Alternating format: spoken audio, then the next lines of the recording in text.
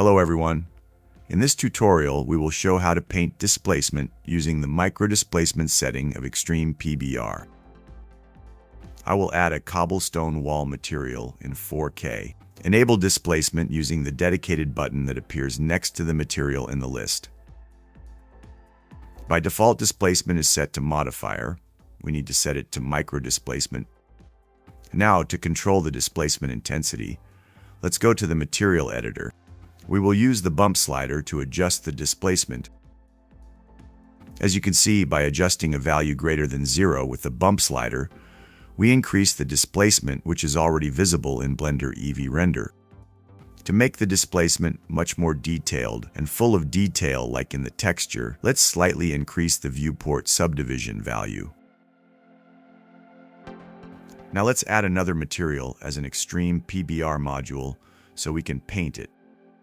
I would like to choose a slightly worn brick, so I will go to the category Bricks Worn.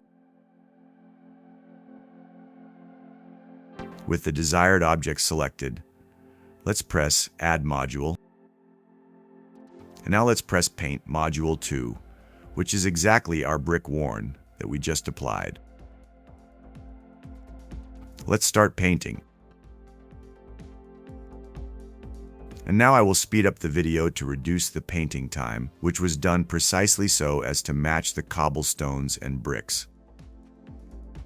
And now I will re-enable the displacement.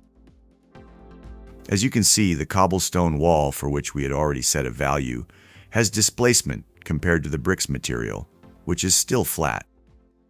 By playing with the bump and bump distance parameters, we can move the 0 point, where displacement starts relative to the object and the bricks material. For this type of displacement, which is microdisplacement, it is recommended to use Cycles Render because it is more accurate, and currently Eevee does not support the only displacement method, leaving the bump artifacts visible.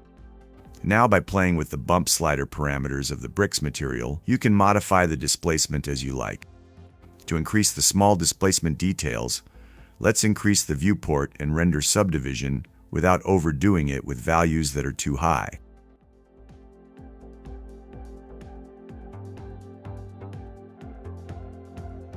Now, let's paint a few more bricks.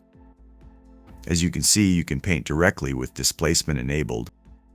With this method, you can paint multiple materials, 4 material modules, plus the FX layers for a very large number of material types, all within the same material slot you are working on. Thanks for watching this video.